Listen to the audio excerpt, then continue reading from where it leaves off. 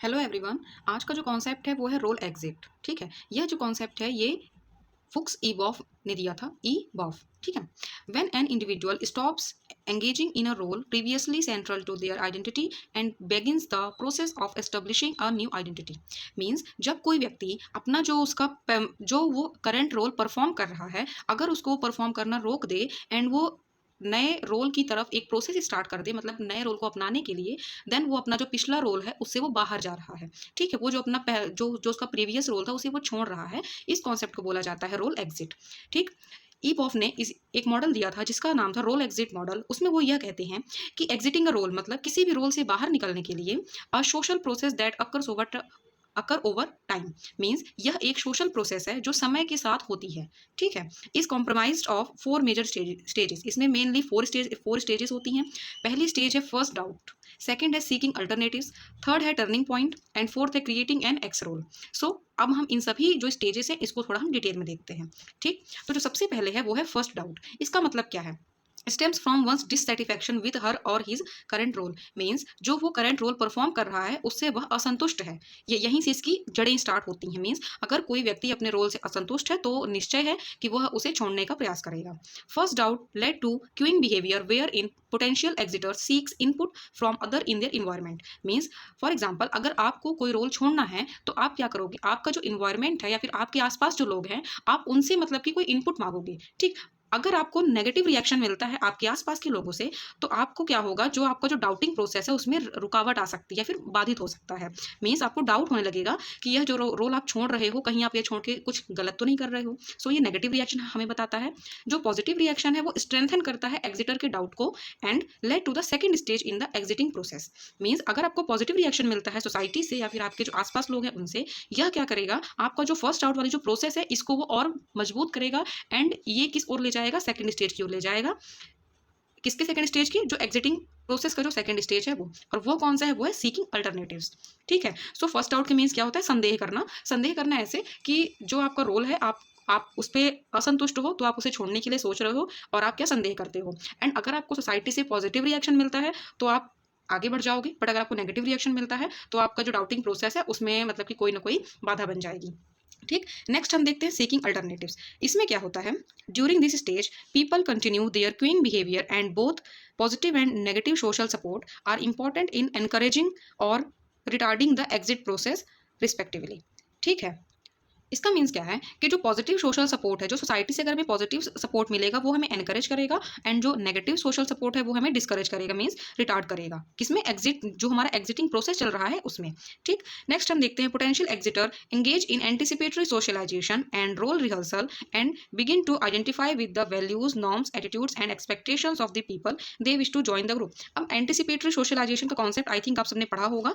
सो जो seeking alternative है इसमें क्या होता है कि जो एग्जिटर होता है, मतलब जिसको अपना रोल छोड़ना है, वो किसमें एंगेज हो जाता है? वो एंटिसिपेटरी सोशलाइजेशन में एंगेज हो जाता है। इसका मतलब ये है कि देखो, अब अगर वो कोई रोल छोड़ रहा है तो जाहिर सी बात है वो दूसरा रोल अपनाएगा। तो जिस ग्रुप के रोल्स को उसको अपनाना है या फिर जिस ग्रुप को वो ज्वाइन करना चाहता है, उनकी जो वैल्यूज हैं, जो नॉर्म्स हैं, जो एटीट्यूड्स एंड एक्सपेक्टेशन है उसे वो अपनाने की कोशिश करेगा एंड जो रोल रिहर्सल है वो भी करेगा ताकि वो अच्छे से उसमें क्या हो जाए? मैच हो जाए। ठीक, दे मे ऑल्सो इमेजिन, वो जो रोल है वो उसको इमेजिन भी कर सकते हैं, जो उनका न्यू रोल है या फिर जो वो अपनाना चाहते हैं उसको इमेजिन भी कर सकते हैं। इसका एग्जाम्पल क्या है? Transsexuals who both imagine what it would be like to be a person of the opposite sex. ठीक, नेक्स्ट हम देखते हैं टर्निंग पॉइंट, जो कि थर्ड स्टेज है किसकी? एग्जिट रोल एग्जिट मॉडल की। इसमें ई बॉफ क्या कहते हैं? वो कहते हैं कि सर्व थ्री बेसिक फंक्शंस। उन्होंने 3 बेसिक फंक्शंस दिए हैं जो कि टर्निंग पॉइंट को सर्व करते हैं। पहला कौन सा है? पहला है they allow exiter to announce their decision to other. मतलब जो टर्निंग पॉइंट है इसमें जो एग्जिटर है वो अपना जो डिसीजन है वो सभी के सामने अनाउंस करता है। सेकेंड है reduce there cognitive dissonance. Third है वो हेल्प करता है मोबिलाइज करने के लिए क्या? Emotional and social resources to complete the exiting process. Means exiting process को कंप्लीट करने के लिए इमोशनली एंड सोशल रिसोर्सेज को कंप्लीट करना। ये 3 के टर्निंग पॉइंट है। किसके द्वारा? ई बॉफ के द्वारा। After they leave, exiter may experience feeling of being in a vacuum between the past that no longer existed and the unknown future। जैसे ही वो छोड़ देता है मतलब कि अपना रोल, उसके बाद वो एक वैक्यूम फील करता है। मीन्स जो उसका पास्ट हो चुका है एंड जो उसका फ्यूचर है जो उसे नहीं पता है उसके बीच में वो। ठीक, लास्ट स्टेज, फाइनल स्टेज कौन सी है? Creating an ex role. इसमें क्या होता है? This role is filled with tension as exiter emotionally distance themselves from the old role and try to establish themselves in the new one. Means इसमें जो है, जो एग्जिटर है, मीन्स जो अपना रोल छोड़ना चाहता है जो व्यक्ति, वह इमोशनली क्या है, दूर हो जाता है किससे? अपने प्रीवियस रोल से, और अपने नए रोल को एस्टेब्लिश करने की कोशिश करता है। The identity of an exiter rest not on one's current role but on who one was in the past. Therefore exiters again engage in cueing behaviour and society's reaction can affect the case of the transition. Example हम देख लेते हैं। जो physicians होते हैं, अगर वो अपना काम छोड़ते हैं तो जो सोसाइटी उन्हें नेगेटिवली देखती है क्योंकि वो अपना मेडिकल प्रोफेशन को छोड़ रहे हैं। वहीं अगर कोई प्रोस्टिट्यूटेड वुमेन है, अगर वो अपना जो प्रोफेशन है अगर उसे छोड़ती है तो उसे जहाँ तक है अपलॉड किया जाएगा, मतलब उसे प्रोत्साहन दिया जाएगा क्या? अपना जो रोल है उसको छोड़ने के लिए।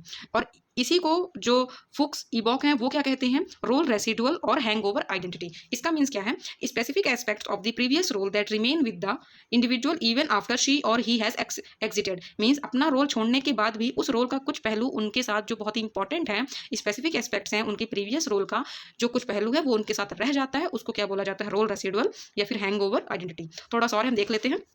Although some people may be able to progress through each stage in a linear fashion, मतलब अगर कोई व्यक्ति कोई रोल छोड़ रहा है तो वो एक लीनियर फैशन में ही जाएगा, बट कभी कभी क्या होता है कि वो अपना जो डिसीजन है उसे वो रिवर्स कर लेते हैं एंड जो उनका जो प्रीवियस रोल है उसी में वापस आ जाते हैं।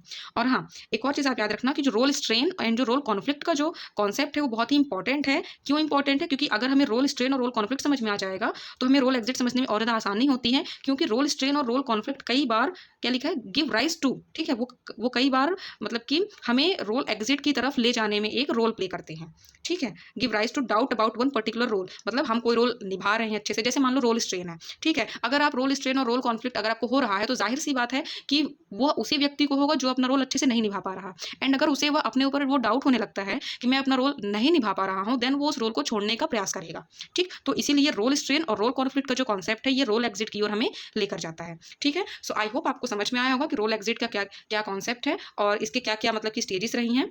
एंड आपको अगर कोई भी डाउट हो प्लीज़ आप कमेंट सेक्शन में कमेंट कर देना। Thank you so much. Please like, share and subscribe.